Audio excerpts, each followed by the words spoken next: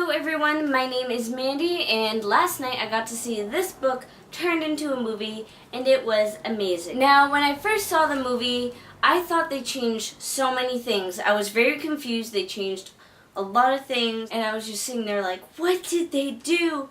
But then today I decided to pick up the book again and see exactly how much they changed, and then I realized they kept it pretty legit. And I realized why I was so confused, because I got this book, City of Bones, mixed up with this book, City of Ashes. I had read both of them towards the same time frame, so I got very confused, and I thought things that happened in City of Ashes really happened in City of Bones, and I was just confused. Today, I look back at it and I realized they did an amazing job. A lot of people were hesitant towards the person who was playing Jace, and he actually played a part in Sweeney Todd before, and I love Sweeney Todd. So if you've ever seen this movie before, that little love-struck blonde kid, yep, that's Jace. So if you ever want to see him singing, you should see this movie. He wasn't who I imagined would play the part, but as I saw him acting, he really just jumped into the role. He got all the sarcastic jokes in, and they just kind of seemed natural. The chemistry between him and the actor who played Clary were very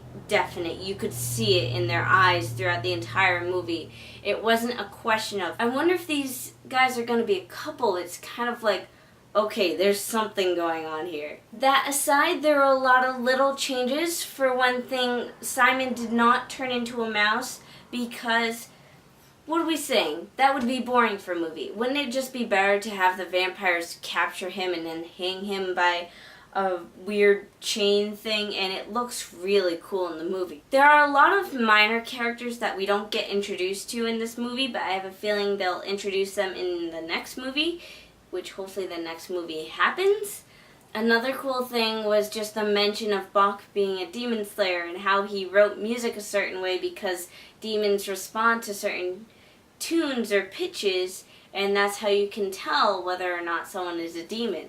And of course, one of my favorite parts of the entire Mortal Instrument series is the sense of humor that is written in between the lines of the book, and we got to see all of that in the movie. We got to see the golden retriever joke, the whole I don't think all three of us would have fit in the bed, and the whole I did just save your life thing, all of that. And there are many more that I didn't mention that were in the movie. There are two actors I was not completely in love with. One of them was the guy who played Magnus. Originally, I thought the name was pronounced Mangus, so I don't know what happened there. But apparently you say his name as Magnus.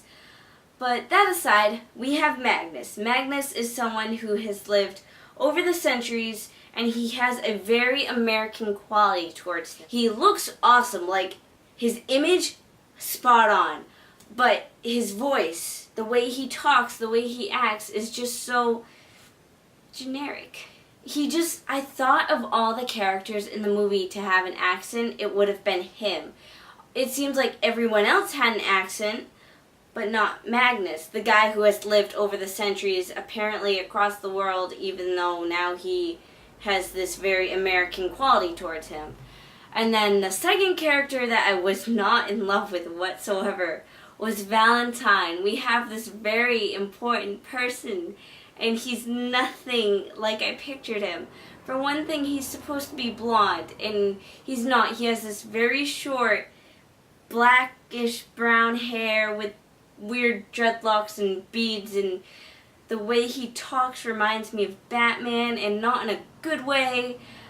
I'm really, really hoping he grows on me as I see the movie more, and maybe as the series progresses in the movies, but right now I'm not loving him. I kind of wish they chose someone else, or at least the actor didn't do his weird, deep, ruffly voice, and maybe they could have done his hair blonde. And then there's a spoiler in the movie. We have Hodge telling Valentine to tell Jason Clary, lie to them, and say that they're brother and sister. And that just ruins it for a lot of people who have never read the books before, because in the books we are left hanging thinking these two people who are in love are brother and sister. I was thoroughly convinced that they were brother and sister, and I was very confused as to what would happen as the series progressed. And now the entire thing's ruined for people who have never read the book. They already know, oh, they're not really brother and sister, you're just being strung along. So that's what I thought of the movie. I thought it was really great. Just the whole look of it was awesome. The chemistry between Jace and Clary were amazing. A lot of the actors were amazing, except, the two that were not my favorites. And then just the way they translated it from book to film was really good, because they kept in all the really important parts, and yes, they changed a lot of it, but they changed it for the better, so it goes faster, because we have this really thick, detailed book, and we need to make it into a 2-hour movie, so things are going to have to change. That's what happens whenever something is being made into a movie. So I thought they did a really amazing job. I think you guys should tell me what you thought of the movie if you've seen it, so comment below or leave a video response. And I guess we should all cross our fingers that they make City of Ash into a movie, because I can't wait to see it. Thanks for watching, and don't forget to subscribe.